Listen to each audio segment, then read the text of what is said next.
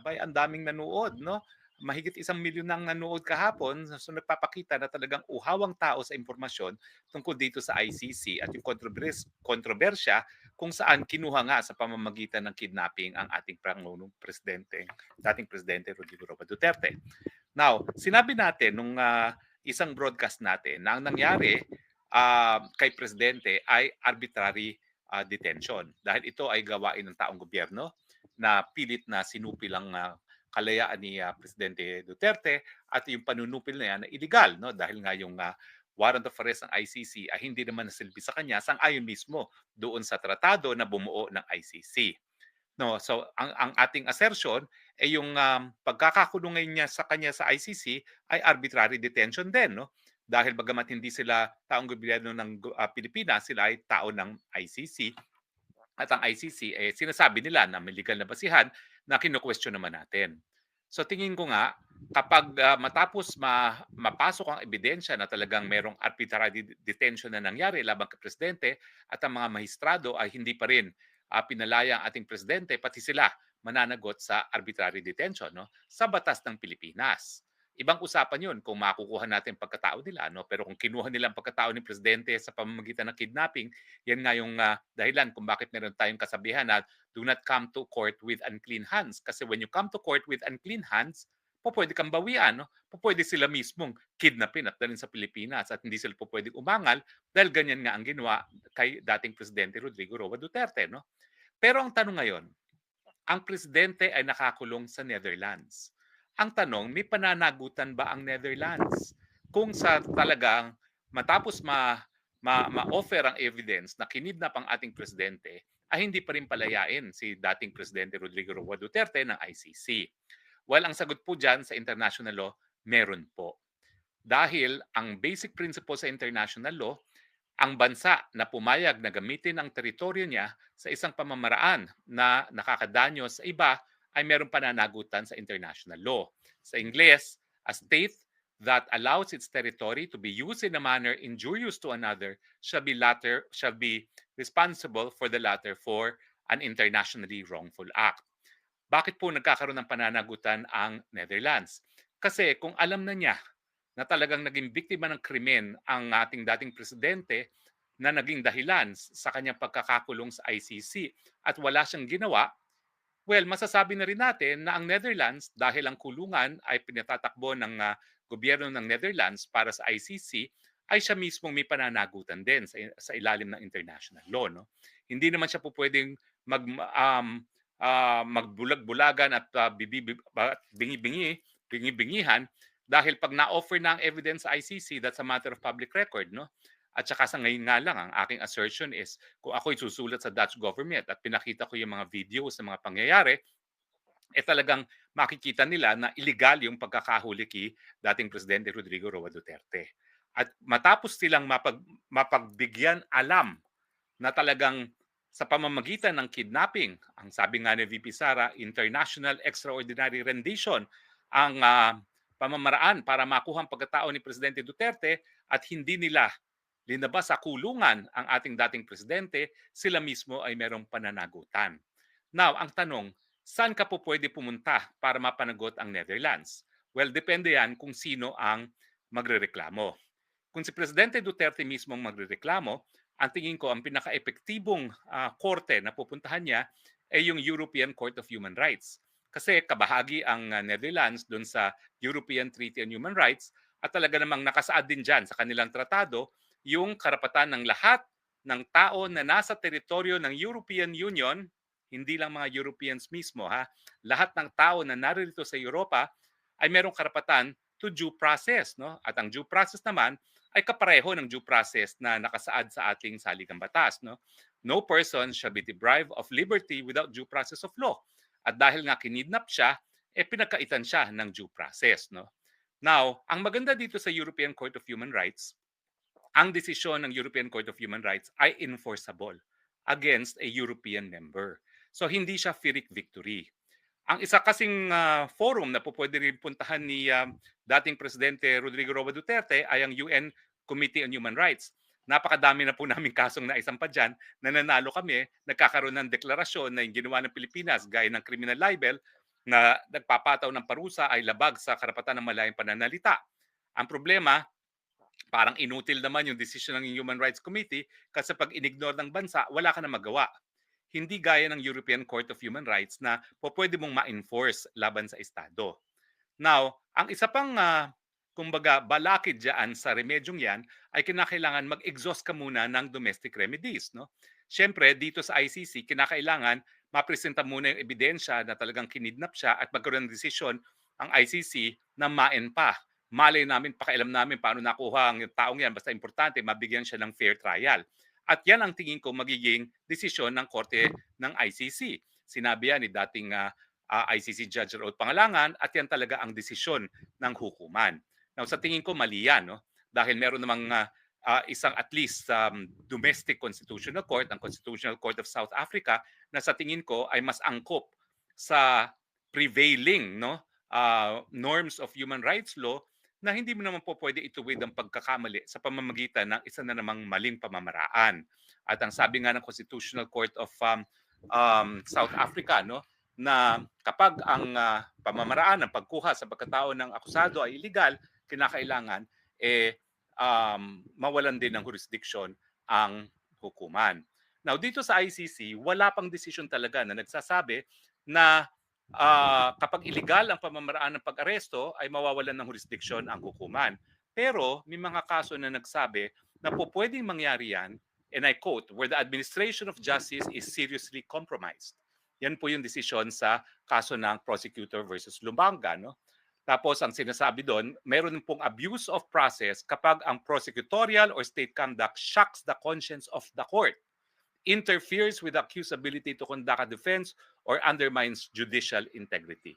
So ang issue dyan ay yung pamamaraan ba na talagang hindi man lang pinaalam sa kanya ang karapatan niya, hindi siya hinarap sa lokal na hukuman, ito ba ay shocking to the court na pwedeng mawalan ng jurisdiction ng hukuman. Now, meron pang isang decision din, bagamat ito naman ay sa ibang kaso, prosecutor versus Katanga and Nujodlo, which is also an ICC. No? Bagamat sinasabi nila na ang maling pamamaraan para nahuli ang akusado per se ay hindi yung resulta sa kawalan ng jurisdiction, pwedeng mangyari yan, and I quote, if they rise to a level that impairs fair trial or judicial integrity. So kapag talagang matindi yung paglabag sa karapatan ng tao, pwede naman talagang mawalan ng jurisdiction ang hukuman. So sa akin, sa tingin ko, bago makaakto ang kaparehong Committee on Human Rights at saka ang European Court of Human Rights, kinakailangan mag-decision muna ang ICC. Kapag dininay ng ICC na yung kidnapping ay hindi sapat na basihan para mawalan siya ng jurisdiction, pwede mo ngayon i-challenge yan na. Pero kinakailangan mag-challenge ka muna sa domestic court ng Netherlands. Dahil ang Netherlands naman duty-bound supposedly na respetuhin ang mga desisyon ng ICC dahil meron silang headquarters agreement. Pero kung sasabihin natin na yung desisyon ng ICC ay labag sa karapatang pantao na nakasaad sa European Court of Human Rights at dahil ang naghahawak sa pagkatao ng presidente ay ang gobyerno ng Netherlands at pinagbigay na sa Netherlands ang mga facts na sabi ng hukuman ay hindi sapat na basehan para mawalan sila ng jurisdiction, yan, pwede na si Presidente Duterte mismo ang maghain ng complaint laban sa Netherlands mismo, hindi sa ICC itself, dahil ang Netherlands naman dapat, kung kahit ano pang usapan nila sa ICC sa headquarters agreement, kung meron talagang mga patunay na nalabag ang karapatang pantao ni Presidente Duterte at napakadami naman nating video kung paano si Torre at lahat ng kanyang mga kakuntsaba ay isinakay na sa pilitan sa isang private plane ng presidente ay kidnapping, yan po ay dahilan para umakto ang Netherlands na pawalan ang Presidente Duterte. Kasi uulitin ko, yung kulungan naman kung nasaan ngayon ang ating presidente ay pinapatakbo pa rin ng gobyerno ng Netherlands. Now, bukod pa sa European Court of Human Rights at sa UN Committee on Human Rights, kung saan ang Presidente Duterte mismo ang pwedeng maghain ng mga complaints na yan, pwede rin ang Pilipinas mismo ay magsampa ng kaso laban sa Netherlands sa International Court of Justice. Bakit? Dahil meron nga tayong Universal Declaration of Human Rights at sasabihin natin na yung hindi pagkilos ng Netherlands para palayain ang tao na nakulong sa pamamagitan ng kidnapping ay labag sa karapatang pantao ni Presidente Rodrigo Roa Duterte. At dahil kasapi rin ang Netherlands dun sa Universal Declaration of Human Rights at saka dun sa um, ICP, yung International Covenant on Civil and Political Rights, yan ay isang paglabag doon sa mga tratado na ito, dahilan para magkaroon ng deklarasyon na dapat ipalaya si presidente ng estado ng Netherlands na uulitin ko siyang umaaktong tagakulong ni Presidente Duterte dahil ang kulungan ay pinatatakbo ng Dutch government. Now, of course, hindi mangyayari ito habang nandyan ang Marcos Jr. administration dahil ang Marcos Jr. nga gustong-gusto niyang nakakulong ang Presidente Duterte sa dahig dahil yan ay pamamaraan para mawala na yung tinik sa kanila. No? Ang natitira na lang tinik sa kanilang isipan ay si VP Sara at kaya nga seryoso sila na tatanggalin nila bilang presidente para wala nang balakid. Para si Lisa Araneta Marcos o si Tambaluslos o si Sandro Marcos in a few years, siyang magpatuloy ng Marcos Forever government. No?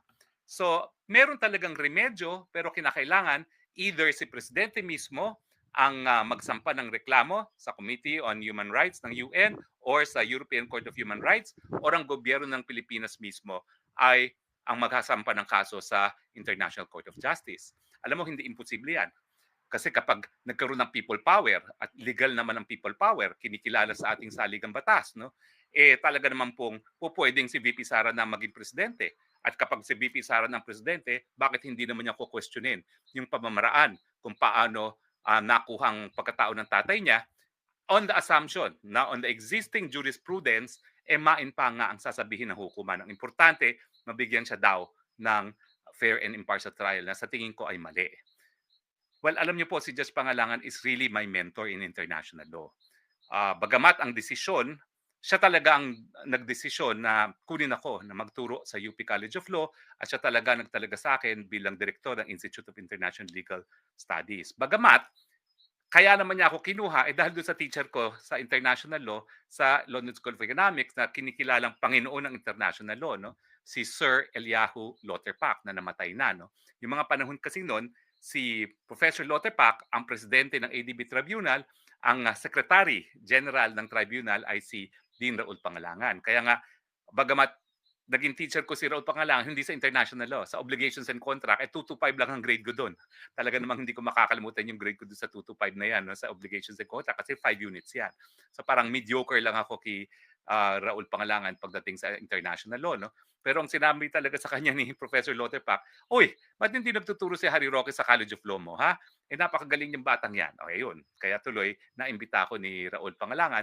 Tingin ko naman, dahil naniwala siya doon sa assessment ni Sir Eliyahu Lauterbach. No? Pero yung sinabi talaga ni Judge Pangalangan, former Judge Pangalangan ng ICC, ay talagang sa ICC, baliwala yung pamamaraan na nakuha yung pagkatao ng ICC. Sa akin naman, hindi ibig sabihin na palibasa ganyan ngayon ang desisyon ng korte na baliwalain ang pamamaraan dahil ang pamamaraan ay mali, hindi dapat tanggapin. Kaya naman ako talaga, kung ako ang abogado, paglalaban ko pa rin yan dahil kinakailangan ma-overturn o mabago yung desisyon ng hukuman na baliwala yung illegality ng pagkakakuha ng pagkatao ng isang akusado. So, malinaw po, no? Maraming remedies si Presidente Duterte, hindi lang sa ICC. Ang number one remedy syempre sa ICC na dahil sa illegal na aresto, dapat talaga ma-dismiss ang kaso laban sa kanya. Pangalawa, sa international law, bilang isang mamamayan ng mundo, pwede siyang pumunta sa UN Committee on Human Rights, pero walang pangil yan. Ang merong pangil ay yung European Court of Human Rights dahil bagamat hindi siya European, siya ngayon ay nakadetene dito sa Europe. At pangatlo, yung Pilipinas can espouse or sponsor yung claim ng kanyang mamamayan na si dating Presidente Rodrigo Roa Duterte para nga sabihin na yung patuloy na pagkakakulong sa Netherlands ay isang paglabag mismo ng Netherlands sa karapatang pantao ni Presidente Duterte. No? Pero mangyayari lang yan kapag si Inday Sara Duterte na ang presidente. Okay. Now, napabalita rin na merong executive order si President Trump na nagsasabi na yung ICC prosecutor at lahat ng nagtulungan para kasuhan ang mga alyado ng Amerika gaya ni Netanyahu will be subject to sanctions. Ano yung sanctions na yan? Freezing of assets at saka hindi pagbibigyan ng mga visa para hindi sila makarating sa Amerika. Now, masakit po yan kasi yung freezing of assets, napakalawak po ng kapangyarihan ng Amerika dahil sila nagkokontrol ng SWIFT account. Yung SWIFT account po yan, yan yung pamamaraan para maglipat ng pera. No? At kapag yan ay subject ka to freeze, talagang lahat ng pera na papasok sa account mo, mafi-freeze. No? At syempre, masakit din na hindi sila makakapasok sa Amerika as a matter of privilege. No? Now, ang tanong, kasama ba si Presidente Duterte dun sa sakop ng executive order na lahat yung nakipagtulungan para maaresto ang mga kaalyado ng Amerika gaya ng Israel ay sakop ng executive order. Now, tinanong yan kahapon ni Senator Marcos sa kanyang hearing at ang sagot ko, po pwede. Bakit? Bagamat doon mismo sa EO, ang nabanggit ay si Netanyahu at Israel, nakasaad naman doon, lahat ng nakipagtulungan para kasuhan ang mga aliado ng Amerika gaya ng Israel. So hindi siya exhaustive. Kasi kung ang intensyon ay sakop lamang ang Israel, dapat ang sinulat doon is lahat ng nakipagtulungan sa pag-i-issue ng warrant of arrest laban sa mga opisyalis ng Israel. Pero ang sabi doon, lahat ng nakipagtulungan para makasuhan ang mga aliado ng Amerika gaya ng Israel, hindi siya exhaustive. Pwedeng kasama ang Pilipinas. Tinuturing ba ni President Trump si Presidente Duterte, bagamat siya ay talagang very vocal, no, na talagang siya ay para sa Pilipinas at hindi sa para kahit kaninong banyaga na kaalyado? Well, ako po, testigo ako. Dahil ilang beses ko nakita na nag-usap ang Presidente Duterte nung siya ay nasa opisina at si Presidente Trump. At itong nangyari dun sa ASEAN Summit kung saan dumalo si President Trump. At ang aking obserbasyon noon hanggang ngayon ay parang BFF silang dalawa. Pinupuri pa nga ni Trump yung kanyang war on drugs at sinasabi niya na sa kanyang pangalawang termino, magkakaroon siya ng sariling war on drugs.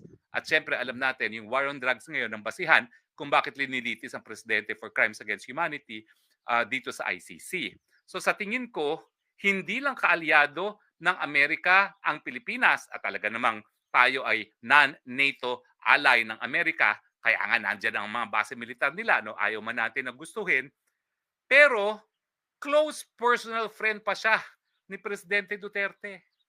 So anong gagawin ko ngayon? Susulat ako sa State Department. Lahat yung mga nagsampa ng kaso, lahat yung nagbuyo, nagsambahan ng kaso, yung Leila de Lima na yan, lahat yung mga nakipagtulungan para arestuhan si Presidente, dapat huwag sila mabigyan ng visa at lahat ng assets sila sa Amerika ma-freeze. Dahil yung lalo na yung mga miyembro ng gobyerno ni Marcos ngayon, lahat yan maraming tagong yaman sa Amerika. Ma-freeze lahat ng kanilang mga malamansyon, mga bayan at mga bahay at yung kanilang mga dollar deposits, ma-freeze lahat yan sa Amerika. Iisa-isahin na po natin yan. No? At syempre, malalaman lang natin kung sakop talaga ang mga Pilipino dito sa EO ni Trump laban sa ICC kung gigising na lang yung mga gabinete ni Marcos na nakipagkontsabahan para i-kidnap si Presidente Duterte papunta ng Hague, kung ang kanilang mga bank deposits, ang mga ari-arian sa Amerika, gaya ng mga malalaking mga mansyon nila dito sa Amerika, ay na-freeze na ng US government. At pag nangyari yon, doon natin malalaman, wow, sakop pala ang Pilipinas doon sa executive order ni Trump laban sa International Criminal Court. Diba? Ang saya-saya. Well, sumatital, ang moral of the story is crime does not and should never pay. Follow the golden rule. Kung ayaw nyo maging biktima ng paglabag ng karapatang pantao, huwag lumabag sa karapatan ng iba. Di naman sinasabi ni Presidente Duterte na wala siyang pananagutan altogether. Ang sinasabi lang niya, lahat ng gustong magdemanda sa kanya, di umano dahil sa paglabag sa karapatang pantao, gawin nyo yan sa Pilipinas dahil malayang bansa ang Pilipinas, soberenyong bansa at Pilipinas, at hindi kinakailangang mga dayuhang maghusga dahil sa Rome Statute mismo, no, ang mga dayuhan dapat lamang maghusga kung ang lokal na hukuman ay hindi makapagbigay ng katarungan na hindi naman po nangyayari sa Pilipinas. Bukas po ating mga hukuman, dyan po dapat sinampa ng mga nagrereklamo ang kanilang kaso sa laban kay Presidente Duterte.